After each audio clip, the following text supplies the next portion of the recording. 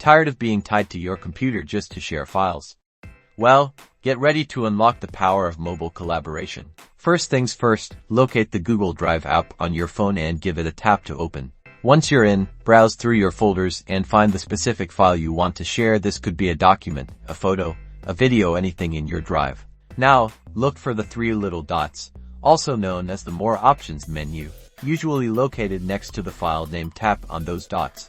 A menu will pop up with several options. Look for Share or Link Sharing if you want to directly invite people. Tap Share if you want to create a link to send out. Tap Link Sharing.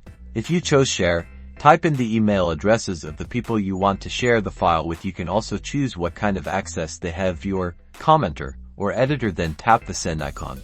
If you chose Link Sharing, toggle the switch to turn link sharing on. Once it's enabled, the link is automatically copied to your clipboard. Now, simply paste the link into an email, text message, or any other platform you use to communicate. Anyone with the link can now access your file, depending on the permissions you set. And that's it. You've successfully created a shareable link and shared files from your Google Drive on your phone. Start collaborating seamlessly, wherever you are.